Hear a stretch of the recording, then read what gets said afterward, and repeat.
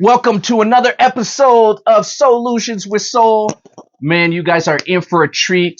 Got another wonderful guest for us here. Is Dr. Ray. He's a relationship doctor, a relationship specialist. Just in general, if you guys want to read some incredible stuff when I put his socials up, you guys are in for a treat. He's not afraid to speak what needs to be spoken from the heart. And he has a way of holding a container for people so that they can take things, the medicine that they need to take, and be able to digest it in a way that's nurturing and opens up the possibility for growth and expansion. Thank you. Yeah. It's interesting how you said that because I was thinking, because what you're kind of talking about is more psychological. It's challenging someone's belief. However, and they can't handle it yet, they'll buy something off the shelf that tastes like shit. Yes. Oh, this is going to be good for me. I'm like, just because someone else told me so. And then they experience a different perspective. Like, no, I don't know if I can receive that. Fight or flight, run. Yes. Instead of maybe waiting for it to kick in. Right? Exactly. Yeah, and that's really what I appreciate about you when and we've been in the same community, kind of running around each other, which is wild. And then really it was the women in our lives that are like, hey, you guys should connect up. That's a good thing. Yeah. I met you at the apothecary. Yep. First time. Yep. It is funny. I don't know if you picked up on this. I mean, I was open. I said hello, but I found myself being in a small town with homogenous thinking that I'm wondering, where is a person? I mean, because everyone kind of has a smile. Everyone's kind of like,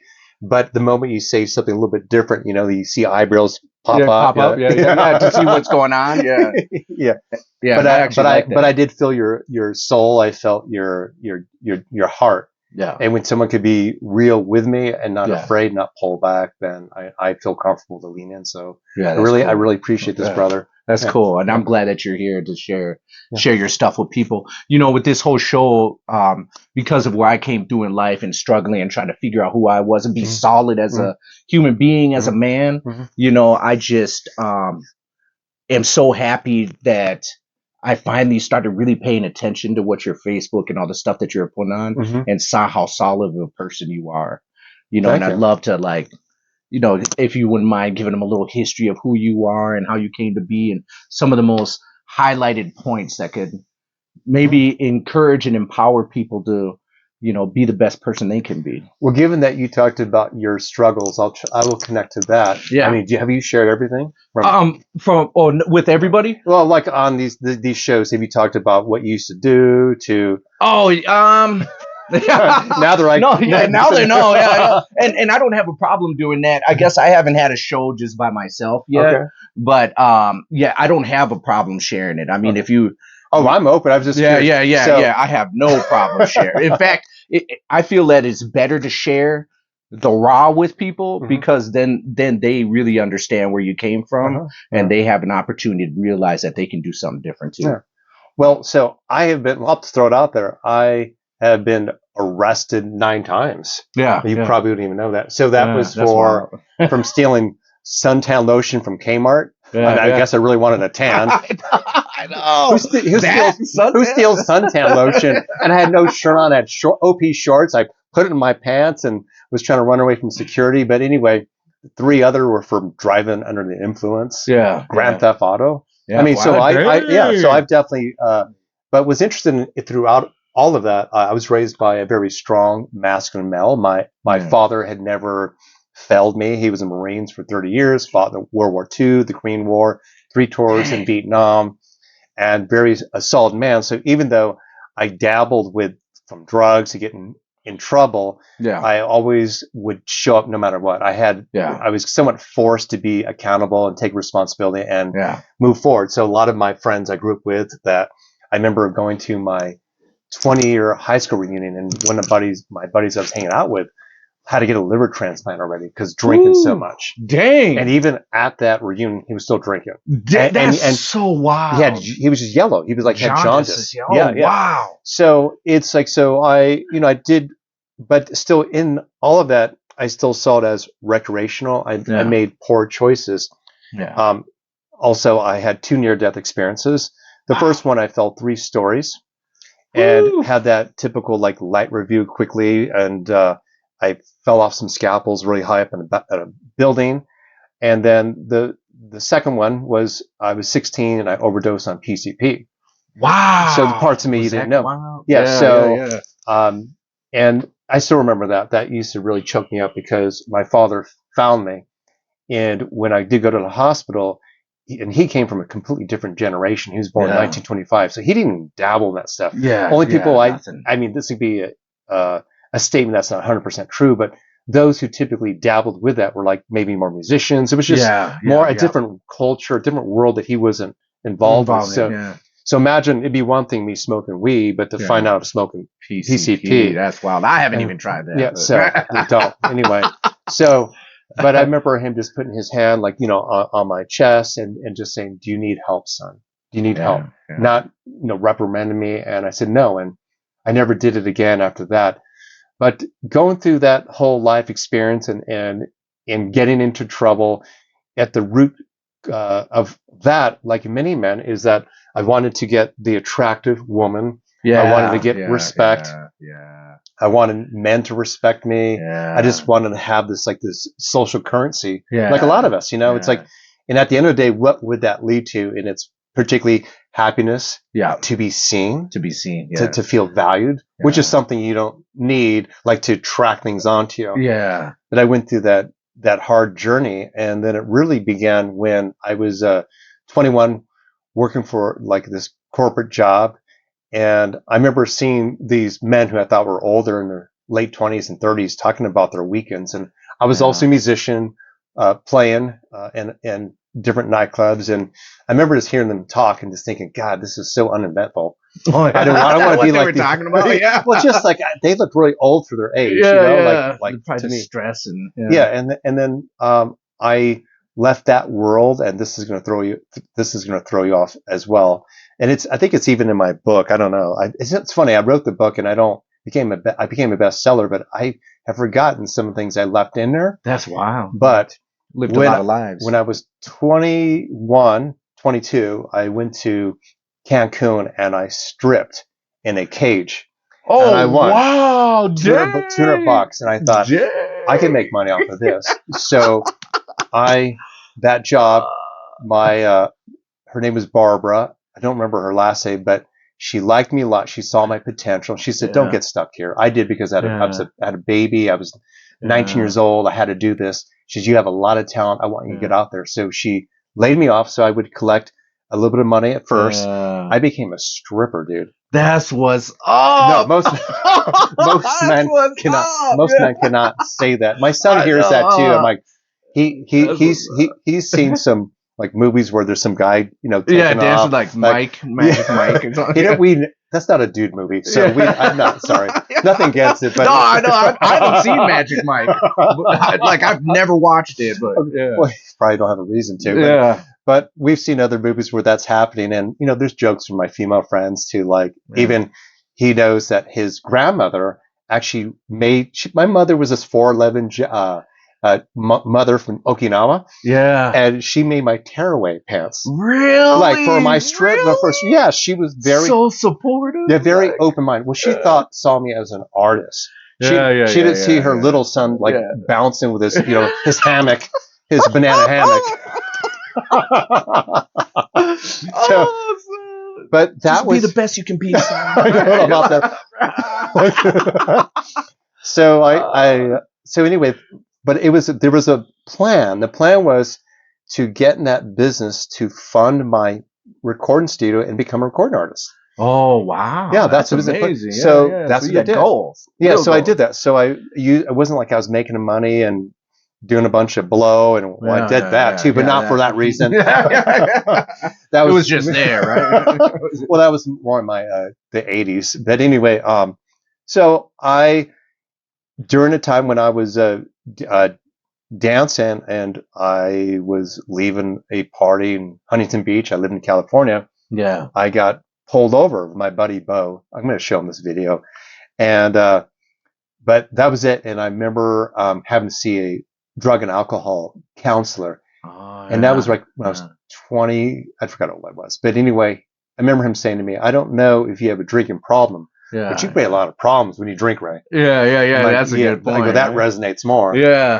And then seeing that counselor, it led to therapy. Yeah. And on one of my tours, this is in my book, Marcy, who I met, and we dated, and I'm still really close to her daughters.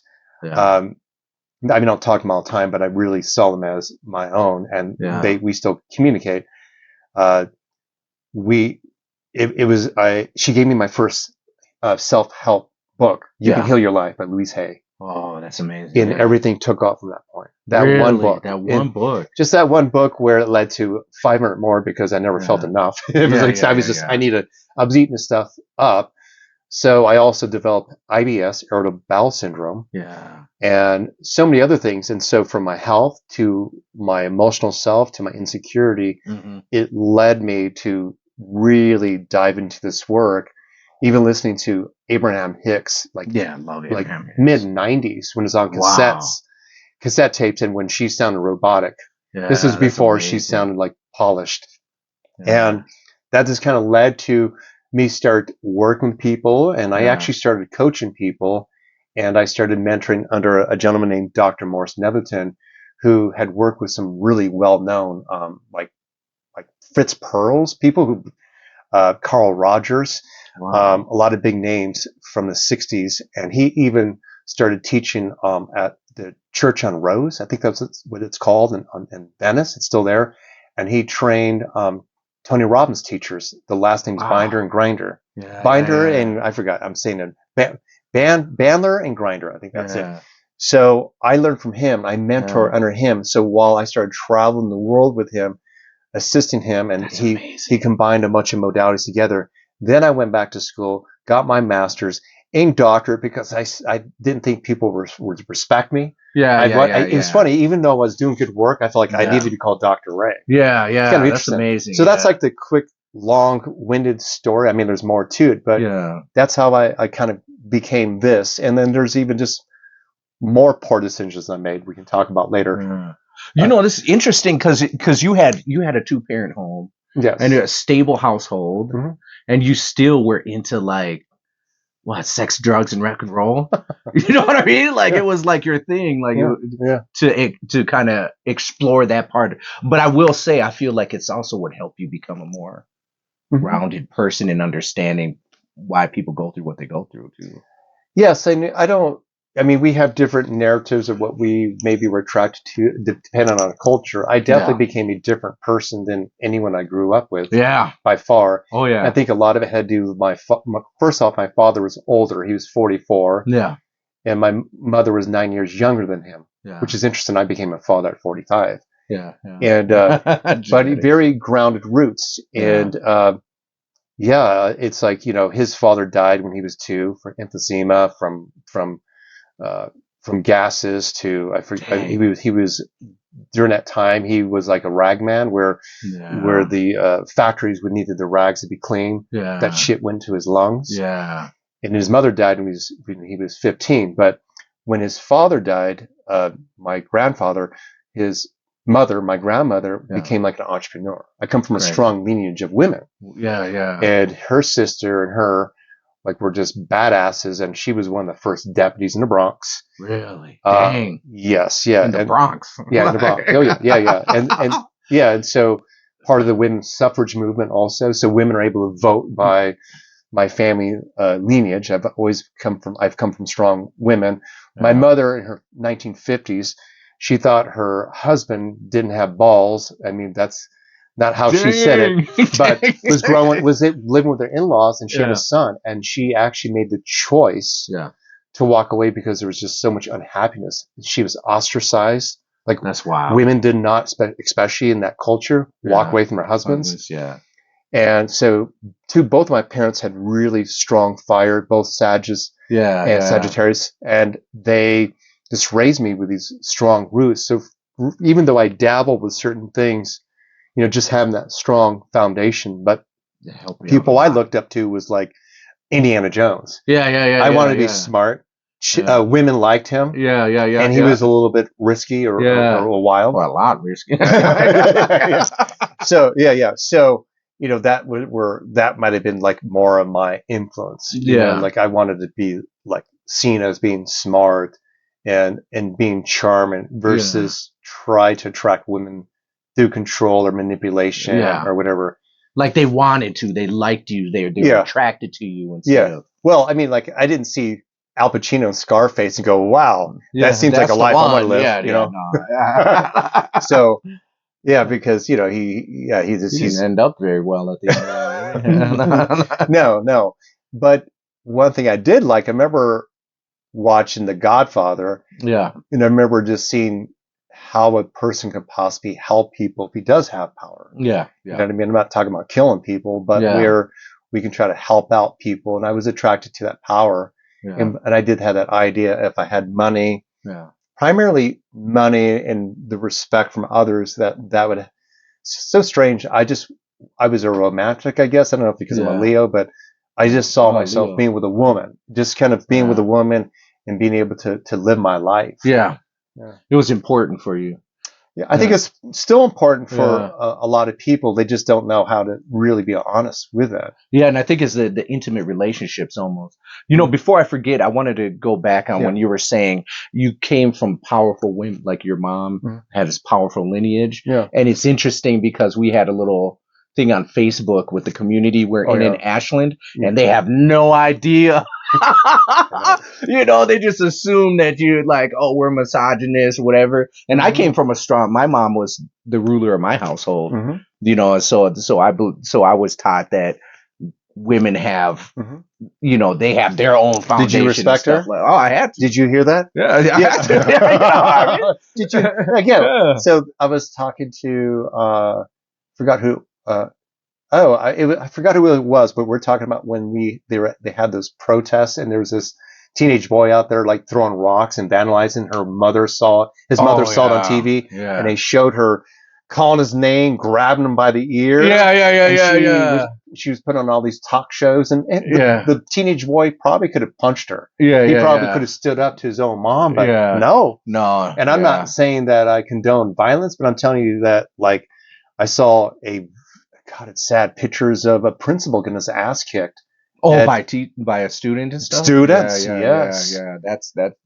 That would never happen in my day. Same here. We wouldn't even think about it. Like, are you kidding me? Because not only, like one of the schools I went to, not only did we have corporal punishment in the school, but then when you get home, oh man. You did what? I was crying on the way home, like whenever I got in trouble, Well, what's interesting is that there's this idea, because there's some truth in that. There are those who say were hit, or they maybe experienced what they would call abuse. However, there's a big difference between a child being hit and also not feeling love. Yeah, big difference. Or not hearing "I love you" to being hit and the parent not modeling what he or she talks. Yeah, is being hit and not being explained to what you did wrong. What's going on. Yeah. Like if you just had some dad randomly drunk and just hits you because he's just upset for what's going on at work, I could just see the trauma in that. I mean, I work with clients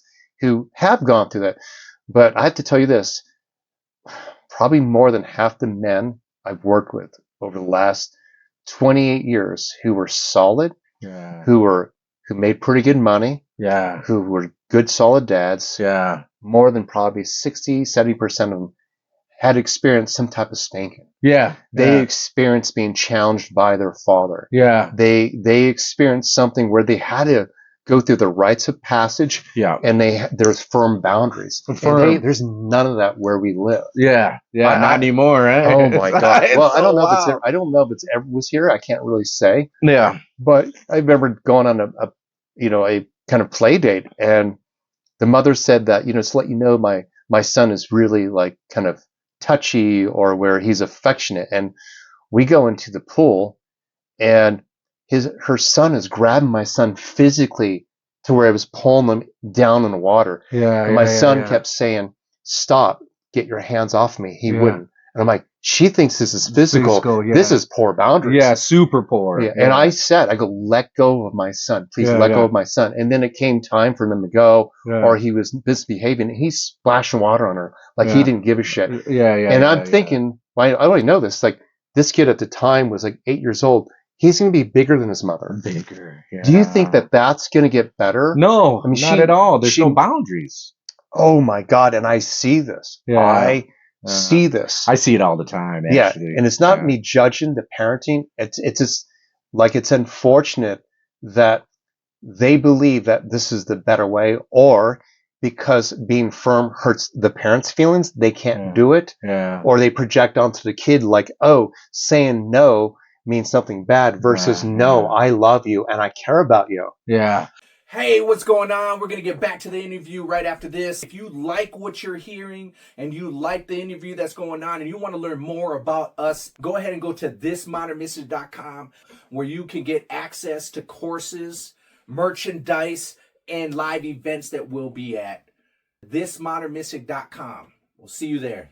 Yeah. I feel like there's kind of this narrative about and it's something my wife and I talk about, because she's a lot younger than me, right? So she's a millennial, and it's come to a point where it's like, okay, she understands why I'm solid about my boundaries when it comes to the kids, you know. But for some reason, there's this narrative going on out there that, like, oh, if you say no, or because of trauma, or because of all this, then what you're doing is you're impeding the kids' creativity and their expansion. I'm like, no, there are still, I don't care how creative the kid is going to be. If they're going to stomp on my boundaries, whether it's a kid or a grown ass person, yes, I'm not going to let them do that, because I have my own boundaries too.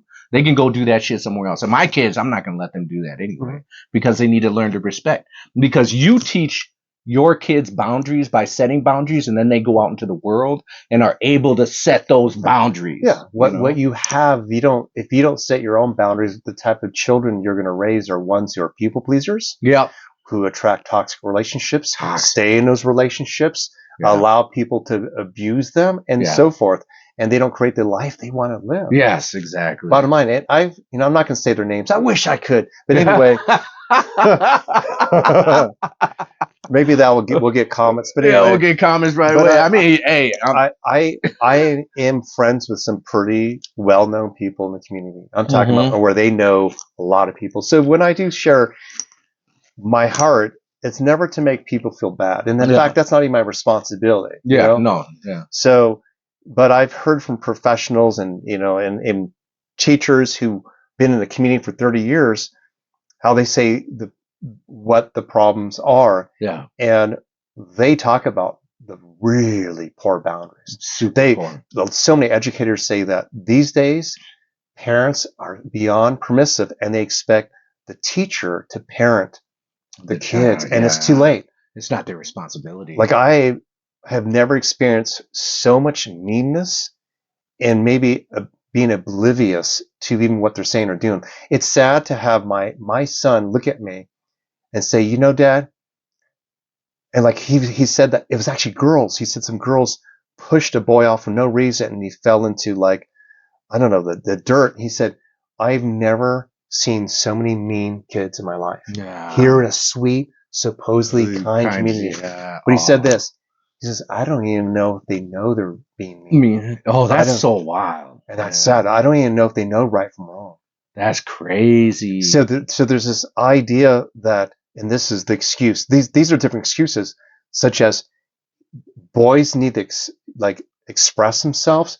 Yeah. Yes, but his hands on my son's body. That's a boundary. That's a boundary. Or, I heard from a friend that when she lived here 15 years ago, her daughter's older now. Yeah. She said that she had her daughter at one of these type of like homeschool pods before. Yeah. And the woman's boys were throwing rocks at her daughter, and it hit the kid in the head. That's and when she expressed herself to the boys, the mother defended the boys and said, how dare you talk to my boys that way, after throwing rocks at her daughter. It's that extreme. I can keep going. I would have snapped. I would have, if my wife came home and told me something like that happened, I would have been to school the next day or to the pod the next day. Like, hey, look, in front of everybody, look, I don't ever want anybody to think that shit's okay. I know. And you would have heard me say shit in front of their kids and everything. Yeah. That shit's not okay. Like, it's funny. It's like shit is not even a bad word to me. Yeah, I can imagine. It's not to make fun of that. It is so highly. What happens that when you take away people's personal responsibility and accountability, they don't develop emotionally. And I'm talking about the children. Yeah. I saw at forgot the place where a lot of kids go to the pool. It's a community pool. Yeah. And I remember Hunter seeing Park. Might be that, something like that. And I remember my son and I were there, and I was with my girlfriend also, and there was a boy who was being raised in a Waldorf style, also in a pod. Yeah. And the lifeguard said very calmly, "Please do not hang on to the rope." Yeah. And the boy did again. He says, "Excuse me," because I asked you please to not hang on to the rope. Yeah. The kid did it another time. It says, "You're going to have to leave the pool if you can't follow the rules." The boy was like 6 years old, started crying like he was hit. Yeah. He starts crying, and they get him out of the pool. Both the parents surround him like he was devastated by being asked to respect something that, whether it was a safety thing from a lifeguard. And the lifeguard was a kid speaking in a gentle tone. Yeah, it's wild. That extreme. So imagine this kid growing up in a girl that doesn't want to date him. Well, first off, he's not going to have the courage to go, "I like you," or whatever. Say no, like experience real life rejection. Or to try to still be solid in himself. Or to try on some like sport. Yeah. And get cut or something. And get cut. Oh God. Or be on the bench. Like. Yeah. You know. This has happened. At this point, I'm leaving away, and I guess I don't give a shit anymore. I care, but I don't give a shit of the. It's not like it could come back to me in a negative way, but it's truth. My girlfriend's son has played on different sport teams in Ashland. Oh my God! So, like first off, at the YMCA, they changed the rules such as you can walk 4 steps rather than 2. Oh, really? In basketball? Oh, yeah. You can't steal from the ball from the other teammate. That ain't basketball. I know that. So they go try to play another team. They were killed, and they destroyed. And when some of the parents are like, "This is not real basketball. Why not teach them the right way of basketball?" Yeah. The people at the YMCA said that we basically called out the parents as if they know what they were doing. They're doing the wrong thing. Yeah. And so when you do have parents who have the courage to speak up, of course the community supports victimhood to this. And so I witnessed, or at least Nicole reported to me, when even when he went to different played a different team somewhere else, like Medford, soccer. Yeah. Oh, they got destroyed. And that's kind of that's like the Ashland bubble. That's like any small town bubble where they go out. There's a reality check. And so I understand why a lot of, say, kids come back or young adults come back. Oh, because it's safe. Because it's safe in this narrative. So. Oh, that's so wild. And it's unfortunate. It's very unfortunate of that, because it doesn't build character. It's like, so, by you saying that you respected your mother and I had to. Me too, dude. And so. And that's cool though. Yeah, my mother was 4'11", and I remember. this could be considered. I imagine kids now, they would call the police on their own kids, on their own parents. But I remember my brother and I were just out of control, and it was an accident. It was an accident. It was a fucking funny story though. And my mother was trying to put away groceries, and we're running around in the kitchen, and I have kids, and I get riled up and stuff like that. And she turned around and hit my brother over the head with a frozen burrito, and he had to get 3 stitches. 3, and it became a funny story. It didn't necessarily hurt my brother. But blood was coming down. My mom's like, "Oh my God. Yeah, I killed my boy." Frozen fucking burrito, dude. Imagine him getting arrested. It's on like all over Facebook. I know. Like this criminal terrible mother. mother. She abused her son with a frozen burrito. Yeah, they would have made it such a big deal. Yeah. So. Oh man. Here's the thing, because we had firm parents and a mother who abused us with a frozen burrito. Mm-hmm. My brother and I were able to move out of the drug scene. Yeah, we were able to so cool. We were one of, not only ones, but not many of us from that area went to college. Oh wow! So it really was recreational. We were experimenting because you knew who you were from a solid foundation. So it's never like I don't know. That's the only thing. It's just that my brother too took the right path. That's good. That's what I'm talking about. Is like he's a good human being and wants the best for others as well. Yeah. We have our differences and don't really talk, but at the core, I'm proud of him as my brother. Yeah, you know what I mean, like I know, like he's someone I don't know if he manages his own money very well. Yeah. But if I had $1 million and said, please take care of this, I know he would. Yeah, he do. Even he would go broke not to spend a dime. That type of integrity. That's amazing. So that's good integrity. Yeah, my brother. I mean, my father. I like sharing this stuff, so thank you. Oh yeah. Is like my father. I remember being 6 years old and stealing gum or something from 7-Eleven. Yeah. And I'm a little kid. I'm naive. I'm like eating gum and stuff. My dad's like, "Where did you get that? Yeah. You don't have money." Yeah. And I stole it, and he made me, give money back to the guy who worked at the 7-Eleven, which is really interesting. Is that when we were selling my parents' house, I stopped by that 7-Eleven for something. I didn't want to share. I think, I got shitty 7-Eleven coffee at the moment. All right, all right. Wasn't a fucking Slurpee. All right. So that same man was just starting to retire. He owned it. Wow. I didn't know that. He was like 40 years later. He looked at me. I go, do you remember a father bringing his boy here? He says, yeah. I said, that was me. Yeah. Oh, we hugged. It was like full circle. Amazing. Yeah, 40 years later. Super amazing. And then when I was like 17, I was driving my dad's Isuzu Pup, and I was fucking high and was drinking. Yeah, I fucking used to drive. I have. Yeah. I got like 4 of those. And so, anyway, I thought the pole was like plastic orange, and it wasn't. Wow. And I went to run the truck into it to knock it over. It was concrete, or it was metal filled with concrete, and it lifted up the truck, and we're stuck. And my friend Matt and the girl was Nicole. Oh my God. Were like squishing me like this, and we just started laughing like, "Oh fuck!" You were done. We got out. We had a caravan of people, and we unhooked the truck. It came down, but I went home, and I didn't get in trouble.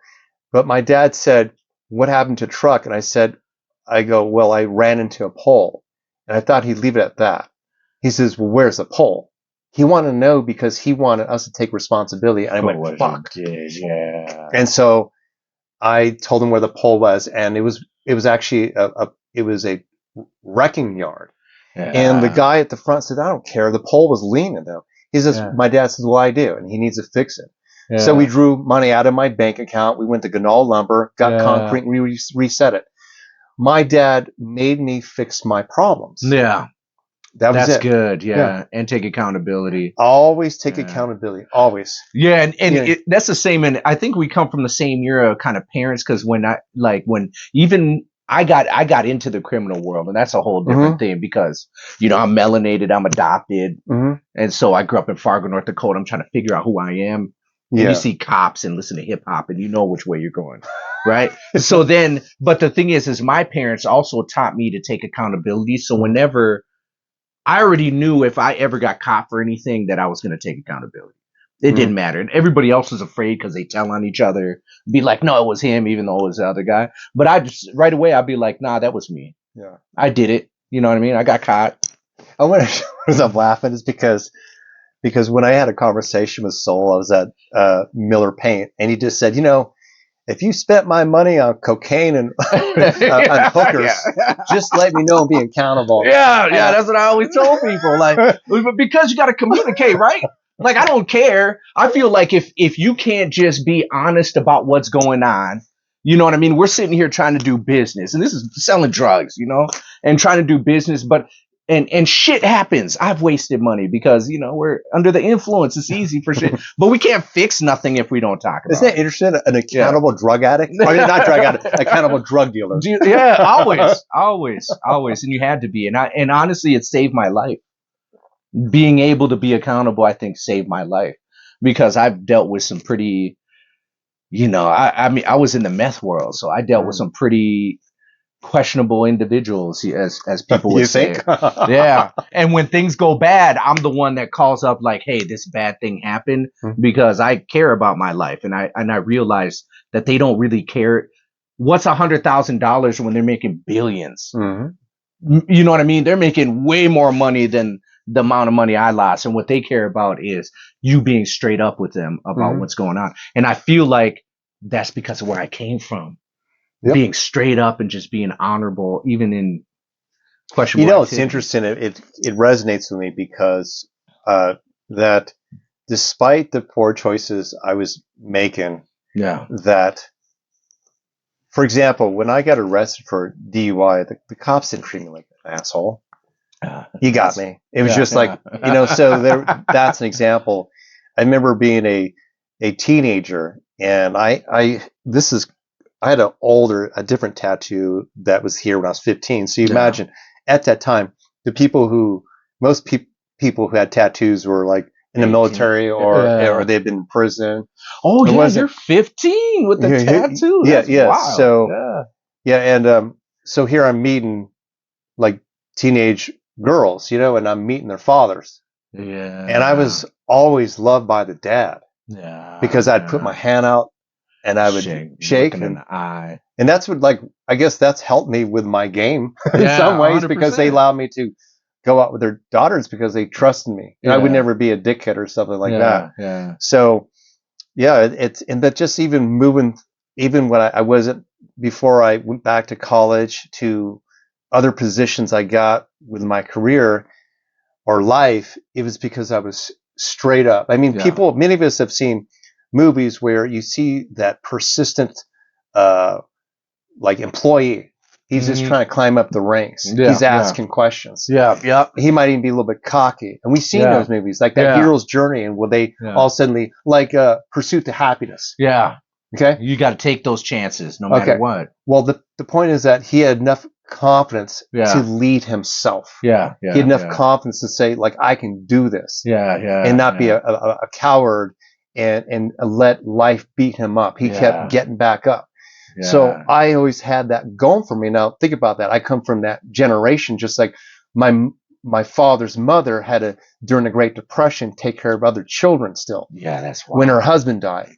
And so I come from that lineage. So I am a survivor. I'm thriving, but I have it in me. I will never play into victimhood. So you probably hear that come through my message. And so when people go into compassion fatigue and feel sorry for people, and I've had people say I'm privileged to say things about me they don't even know. They have no idea that I maybe had it even tougher. Yeah, they have no idea. Yeah, no idea. And so when I'm sharing whether it's video or it's my writing, it's really to come from this place. I'm self-made. Yeah. The way I communicate, you should hear how I used to communicate. Yeah. When I was 15, 16, 17, I sounded like I was probably a little bit more from the streets. Yeah. And how I changed that. And nothing wrong with it. Eloquent. A little more. Yeah. It was where I just started listening to books, literally books on tapes to improve my vocabulary. Yeah. I studied Abraham Lincoln. I know he read a lot of books also. Yeah. I learned that he was a fucking great storyteller. Yeah. And so I purposely started informing myself before the internet. Yeah. And I've listened to stuff on my fucking Walkman. Yeah. I mean, you hear.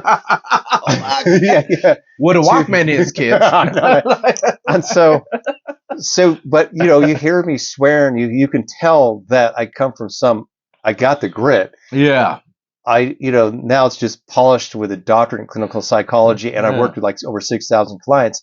But it's there. I can still. I can still 100%. Fight. I can still fist fight. Yeah. I guess still you handle your own, right? Yeah, I guess if I had to, like, I still, like I still have those parts of me, but meaning that I'm not walking around being aggressive, but I do ask for accountability. I do my best to walk my talk. Yeah. And I do apologize when I'm wrong. Oh my God, I do. You got to.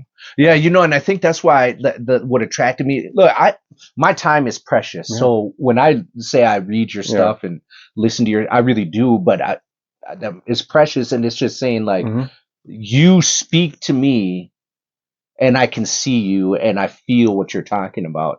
And I think everybody should really honestly, and it like should really listen, because I really do value my time, and whenever I read his stuff and listen to his stuff, it really helps me in life. And and you have the courage to say what you need to say in this atmosphere of cancel culture, where everybody is so hyper vigilant about hurting people's feelings, and that they can't even have their own thoughts or ideas or beliefs on anything if it doesn't fit the pro or whatever the agenda of the day. Does that make sense? Yeah, two things. One is that what's interesting is that how I communicate and how I live my life, whether you're left or right or in the middle or just fucking confused, what I teach, these principles do work. Yeah. You know what I mean? Like if you work with, as an example, with a good therapist,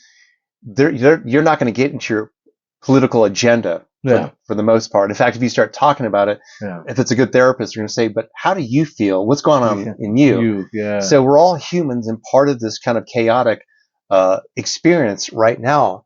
However, if I'm put into some box because I don't commiserate with with the typical out there, or I challenge the status quo, then I'm put in some box as if I'm a misogynist, or I am some conspiracist, or I support something that I don't. You know what I mean? It's either you're here, if you're not here, then you're there. Like that's the logic in it. So, but I just want to tell you this, dude. Like sincerely. Like, first off, this has been the first time I've had a conversation with someone like doing this since 2019. So I'm feeling grateful for it. I've been doing most stuff via Zoom. But so I felt excitement in that because I felt the excitement in your soul. And so there's that. But I have to let you know that when living here for 3 years and 4 months has been an absolute mind fuck. I really have grown to my best ability. And what's interesting is I've got the higher learnings closer to as I almost exit. I mean, I'm going to be out of here by June 18th. And that is, I moved purposely to a very yin, feminine area to soften my edges, to see another perspective, to also be able to receive help and support from more people, to appreciate and receive you more as well.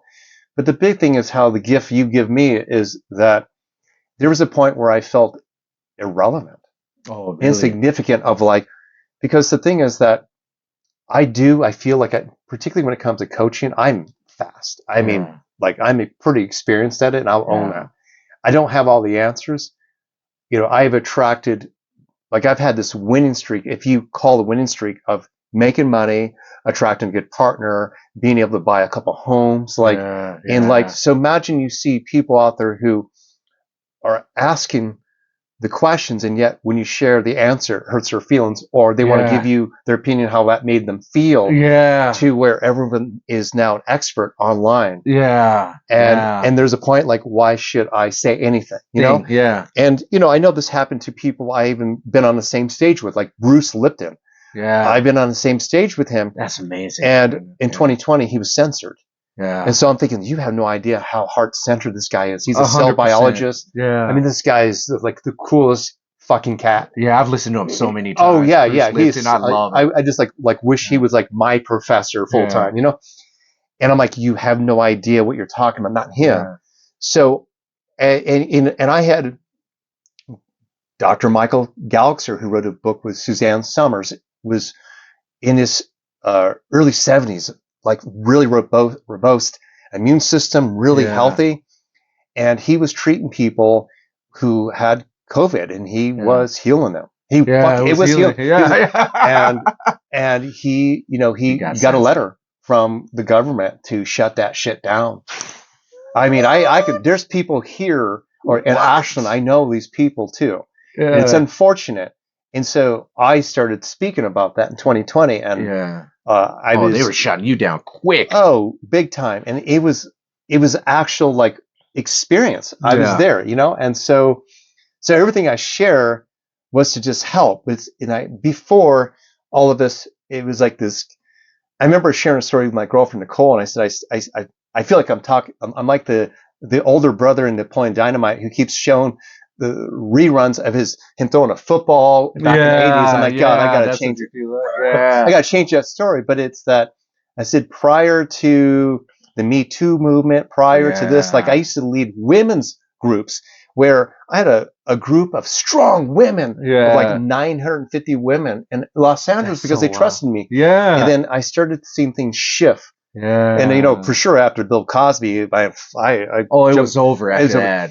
So, but it's as I get older, I want to be able to mentor. I want to be able to teach this stuff. And so when you receive me, it's good because again, there was a time where people would take up notepads and they would just say, speak, and they'd write down stuff. People would quote me. And not that gave me a sense of self, like meaning like that's who I am. And I need that attention. It was more that it still was this exchange of beautiful energy. And what I received from that was light.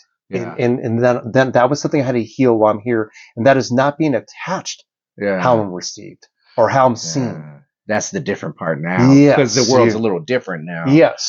As we build in our business, there's one thing that we found that everybody needs, and that is capital. And in order to get capital, we have to understand our own financial literacy. So Maeve and I have joined this group in this company that will help you understand your financial literacy, be able to give you some different ways where you could gain capital. And if you're interested in that, and whether it's for business or for personal, you're trying to build your life and you need finances to do so, be sure to hit me up at 612-750-3948 and text finances.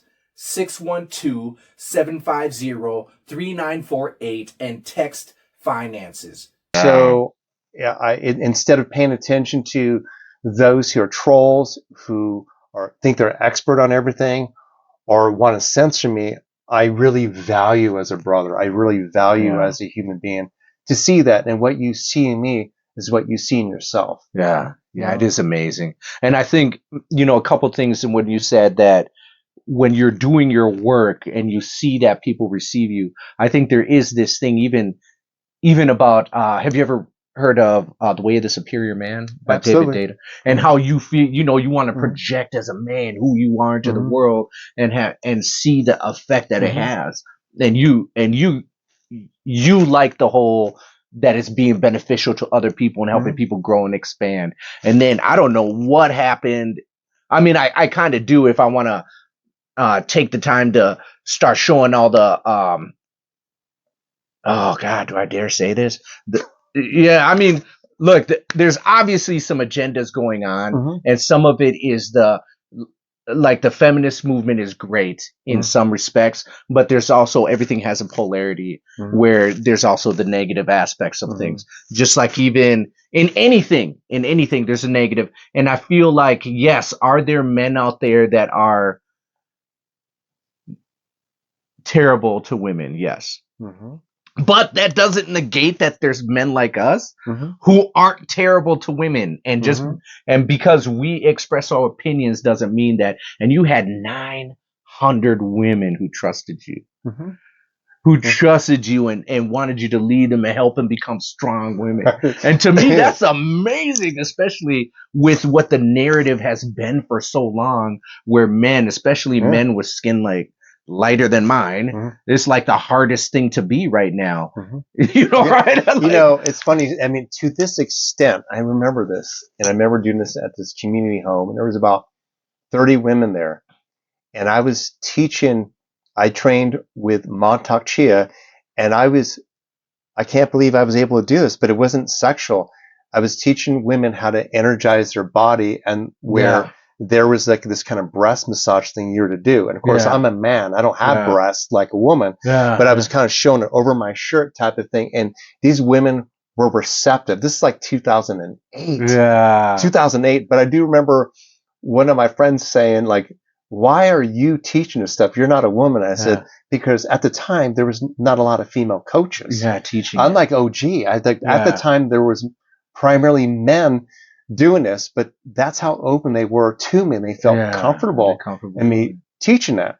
So I get this stuff I learned from Montauk Chi, and I was just passing on his wisdom. And I cared. I really cared. And about there, you talked about, and here's the thing, because we talked about permissive parenting or not holding men accountable.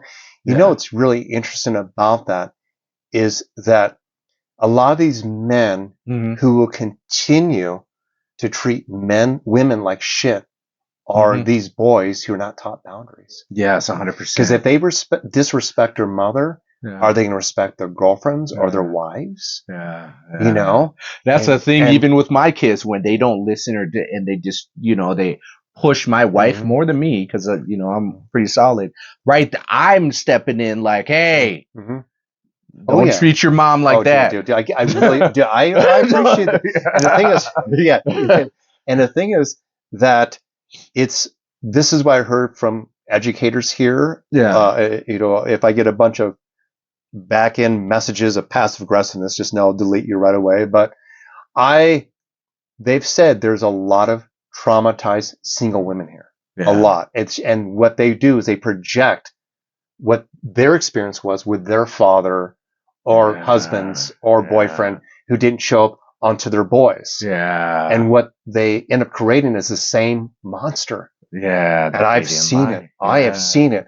And so, same thing. I have had my son and my girlfriend's boy do or say certain things sometimes. And I will stop them right there. I said, hey. And even when she's went out of her way to 2 weeks ago, I guess it was like Easter, she went out of her way to boil the eggs to get the paint. I says, what do you say to Nicole? I go, she went out of her way to do this. And there's a lot of kids here who, oh my God, they can't do anything. They barely tie their shoes because they have parents who do everything for them. Helicopter. I wouldn't even say helicopter. They don't do anything. They clean up everything. I'm not going to say who they are, but they live close to me because in case this video goes by. But they have daughters, 3 daughters, and not once I've ever seen them help their parents clean the yard and things that they do. Wow. And they're teenagers. And do you think they're going to do that when they get their own apartments? No. If they do, or go to college? No. So, and so I see that there's because think about this for a moment.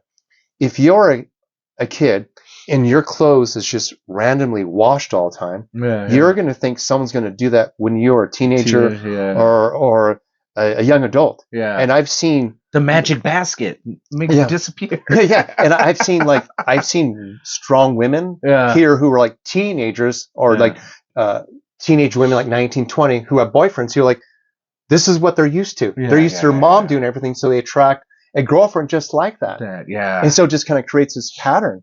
And so a lot of kids don't realize how hard a parent has to work and what they have to do. 100%. Value. They don't value how everything appears. So I will tell them, I said, you say thank you to Nicole. She went out of her way. She didn't randomly, this is she could be doing a lot of other things. She chose to do something to make you happy. It's this is I'm sure I don't know how people, I don't give a shit what people think. I just need to step up. So when I first moved here, and it was one of the coldest winters, and it was snow outside and whatever, and my son is solid. I mean, he really is a confident boy. I trust him with everything. Seriously, he's but there's something he did, and he never did that again. And that was there was a cup up on the table. And I said, could you please take that up to the kitchen? He says, it's not my cup. And I grabbed him, and he was in his boxers. And I opened up the door, and I said, it's my house. I closed the door. And I let him be in a cold for about a minute and a half. Oh my God, you're abusive. Okay. Let's go back to the 80s.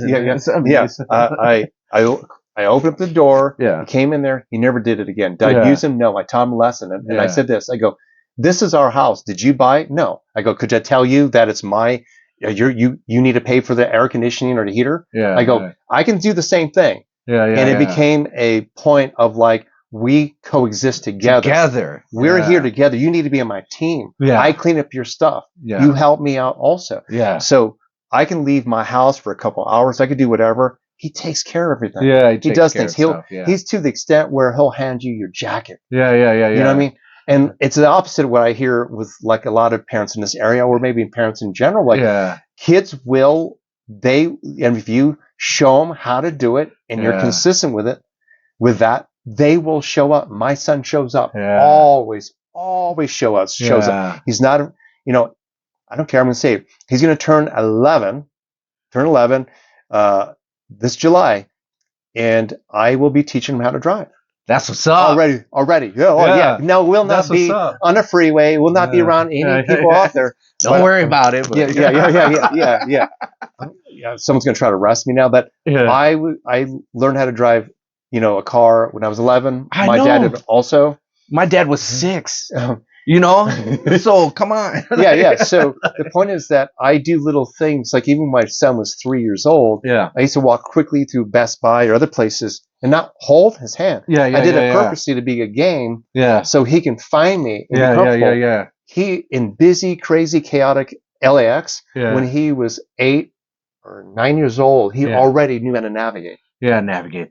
Not afraid by humans or all that chaoticness. And so, and yes, no, I didn't. That's the other thing. You're making them grow up too quickly. No. You don't strip innocence from a child by giving them information and skill sets. In fact, you help them feel more control of their environment. Yes, I agree with you. You help them, because my son still, to this day, he's still not even 11 years old, and he'll have his moments. Well, he'll come to me with the energy in which, like, a boy typically would go to a mother. So I've raised him full time, pretty much on my own. I'm his mom and dad, and he'll let himself relax. I see moments when he's with his buddies where I know, like, he wants to act like a dude. But he did hold my hand for a very long time. And I even asked him. I said, "Your buddies are looking at us. She just held my hand. Are you okay with that?" He said, "Yeah." I went, "Okay." He's solid. He's solid. But there's times where I've seen him get really soft, almost like it's okay to him to move in that feminine and be received,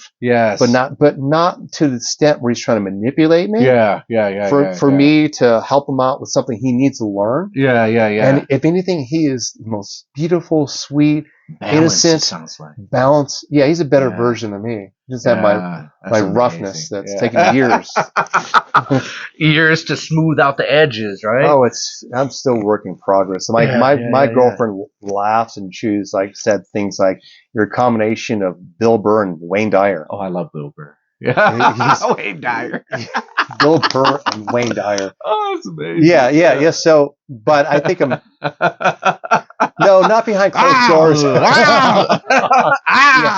Do you know he's doing therapy now? Is he? Oh, he's amazing. I love him. I love the way he talks. Well, he's going to therapy now. What's funny is, and I love this because he does talk to also a lot of toxic men.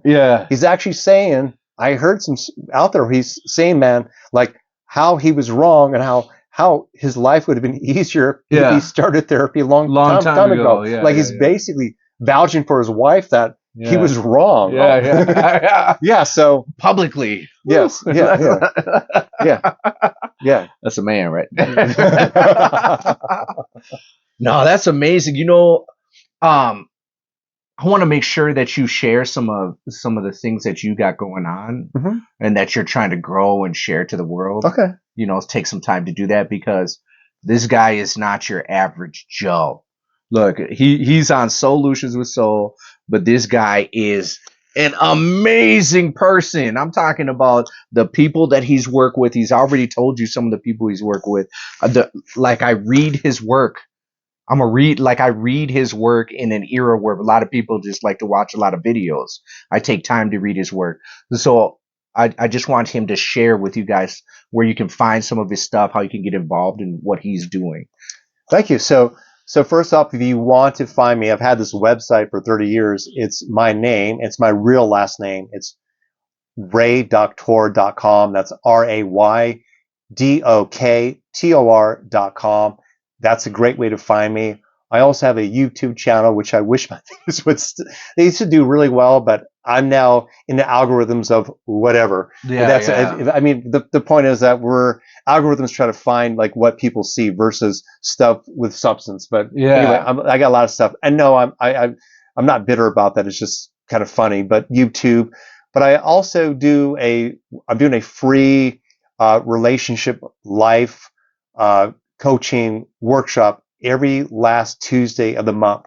So if you do find me and you do send an email, even on my website, there's some information about that. I'm really easy to reach. And if you're looking to have a conversation with me, I do offer a free discovery call, which is 30 minutes long.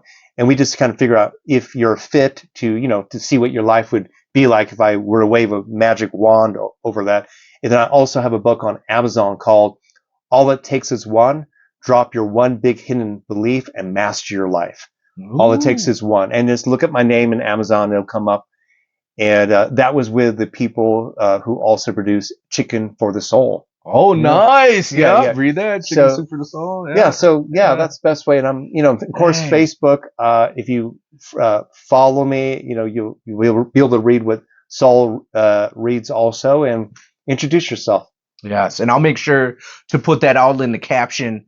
And just in general with this whole conversation that we had right here, I know there's a lot of people, because even when I put that one article that you had, but I put it on my Facebook, and then I went to work, and somebody from work read it off of my Facebook and was like, "Thank you for putting it up there." Oh, it was about the trans. Mm-hmm. That conversation. That conversation about trans. You guys can look it up on Facebook. You can find it on my Facebook. But just because we asked questions, and then she was so happy that I was willing to take the chance. It's crazy. It's taking a chance to express how you feel about something. Even you said one word. Now you just said the word trans. Like, are they anti this, anti that? Like, I know. Just a side story. I worked at the Glendale Memorial Hospital, and I worked with men who were thinking about transitioning. Yeah. So you think I might have some experience? Yeah. I know. Okay. All right. With the people. Before, right? Yeah. And the thing is, and I said this out loud once before, and I said all of them were suffering with depression. Yeah. And so of course, person took that out of context and say, we all transgenders are? I'm like, no, but a lot are. Yeah, a lot are. Okay. My wife says the same thing, and she's a therapist. So. Okay. And it basically what I shared was that, and the article that I'd written was different. Yeah. But it was about what I'm sharing right now was that when working with these men, many of them had substance abuse to help cope with the depression. Yeah. And that more than 60% of them opted out. Yeah. And where they didn't necessarily want to transition, but it was also more embracing who they were as gay men. Yeah. As gay men, that's fine. That's great. You know, it's what I mean? Okay. Yes, and if you are more feminine in your expressions, because it's really important to understand there's a big difference between your sexual orientation versus your gender, like the way you express yourself. So, for example, back in late 90s or early 2000. I was actually considered metrosexual because I'm a good dresser. Yeah, I know. I remember that too. They said that about me too, and I had my hair cut with curls. So even like I was always asked if I was gay because I had a lot of female friends. Yeah. I was hit on by gay dudes. Yeah. So it's like and when in the 80s, very similar to Freddie Mercury in the movie where you see him shopping at a women's clothes shop. Yeah. I used to go to buy clothes also from women's clothes or vintage place because I couldn't find stuff for men. Yeah. I had this kind of David Bowie, Ziggy, Stardust look. Yeah. And so I always been more tapped into my feminine energy as well. Yeah. But yeah, there's a lot of ignorance out there. Yeah. But it's like, but if we could be in a culture where we can dress how we want, we can express ourselves in a more masculine or feminine way. Even in the moment. Right? Yeah. But that doesn't have really anything to do with what we're born with. It doesn't. And we should love what we're born with and make sure. But a lot of people are not even happy with who they are. Yeah. And it's important to recognize, is it because who I am or this thing down here or what I want to change? Yeah. And so where I come from is if you could feel authentic and happy with where you are right now and from there make a decision. Great. Yeah. Just like women who get breast augmentation. Yeah. Many of them regretted that. Many of them removed them because of the toxins that were released in their body. Yeah. But I do know this also. Some women have been talked out of it because they went to a therapist. They went to a coach where it's like, oh, I'm just trying to add one more thing to something that's not going to be healed by this. What are you, an anti-breastist? It's like, many of us, including myself, have some form of body dysmorphia. Yeah. Like even myself, you might go, hey, this guy looks like he's in good shape, but I feel like skinny. I'm having difficulty gaining weight again. Yeah. But because I know my former self, I was buffer. Yeah. And so it's like, if we can recognize that we all are part of the collective, we don't feel beautiful enough, attractive enough, buff enough, skinny enough. It's like, let's address that at the core. Yeah. And then if we want to make changes, go ahead. But permanent changes when you don't know if it's going to work. Oh, collective consciousness issues. That could be very, very, very harmful. Yeah, and they don't talk about those videos too much, do they? Oh, and they're out. They're coming out. There's a lot of people. There's people out there detransitioning. Yeah, so it's hard. Now I just shared my view right there. Yeah. No, that's cool too. It's an open conversation about, and that's why I like having these conversations because I want to have conversations that most people are afraid to have. About life and how we move. And look, I love everybody. Yeah. I really do. In my life, I used to hang out with a lot of bikers that were super racist. You know what I mean? Because it's just the world that I was in. Mm-hmm. I mean, I understood. It's hard for me to judge people from it's hard to really hate people because everybody goes through shit. Yeah. And you have no idea what makes people capable of doing things. You know what I mean? Because some of the stuff I've done now, when I look back, I was like, wow, I was really lost. Yes. I was so lost. Yes. But I can't hate myself. I had to get rid of the guilt and shame about that. Mm-hmm. And that's the biggest part is holding on to these things that we're guilty and shameful for and understand that I could be somebody different. I was programmed and, to believe that I was a certain way. All this information. Listen to this. So you could have been one of those people who say was lost and you made a choice about your body that you cannot reverse. Yeah. Or I could have. Get a tattoo on your face that is a swastika for some fucking weird reason or whatever. It's like, what? Yeah. You know what I mean? So all of us have gone through those rites of passage. Yeah. But most people cling to pleasure. And what's unfortunate is that we have particular type of news and information that will gear towards programming because it makes 100%. Profits or say, this is what's wrong with you. Do this. I mean, whether it's say you are a they or whatever it is, or take these pills. Yeah. It's because by experience, none of that stuff actually gets to the root cause. Yeah, it doesn't. And that's what my work is about. Yeah. And I agree with you on that. I agree. I think some people should listen to this guy.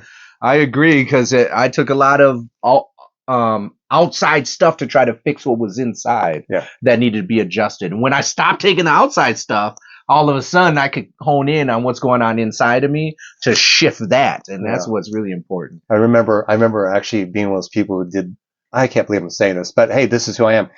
Actually, what we considered good cocaine in the 80s, it wasn't cut with shit. Oh, I bet your face would get numb, whatever. But I remember thinking I had all the answers. Yeah. I remember that pseudo confidence. Yeah. And then that's why it was through cocaine I recognized, holy shit, I'm full of shit. Full of shit. Because I never, the next day. Literally. the next day, it was just like, I didn't put anything to action. I forgot everything I said. I'm like, I'm full of shit. Yeah. Yeah, this shit just made me feel inflated, and it's my inflated ego. Yeah. 100%. So, then that's and I teach people too, like, you think it's like this chemical cocktail just because there's emotional chemical cocktails that happen in relation with other people that's going on. And then even with, now we have social media. Not only do we have relationships with people right in our presence, but everybody is tapped into this world that is being controlled by whoever has the most money, just like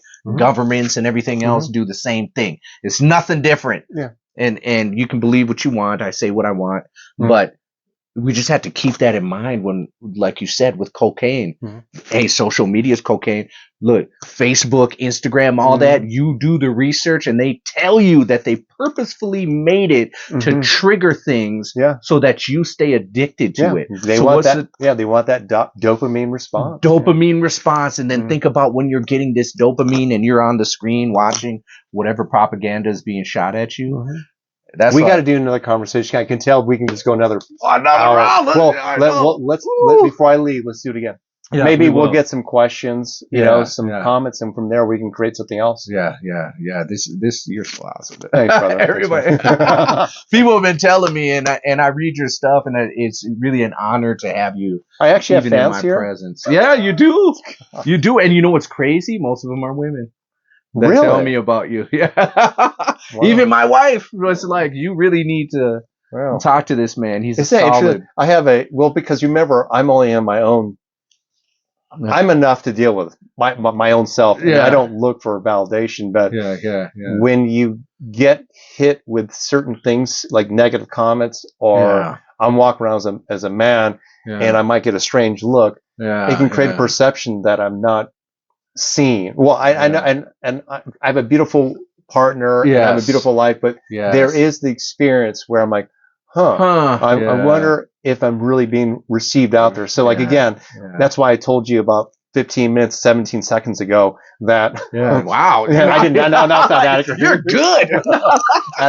after effects of cocaine. No, it's that I appreciate this because again, this has been a gift to me, because that is a feeling I've had since I've been here for 3 years and 5 months of like, what's going on? It was different again before 2020, where I would get in real time, hey, thank you, Ray, thank you, just that. Then after 2020, it's like it changed a lot. It changed a lot. Yeah. And you're right, Ashland is a little bit different. Yeah. But all right, you guys, we do have to wrap it up, but we could talk forever. Thank you so much for having your time here. I'm going to put all his information to get in contact with him, find all of his stuff that will really nourish you and empower you to not be afraid of being your authentic self, big time, in the descriptions. Thank you so much, and you guys have a wonderful life.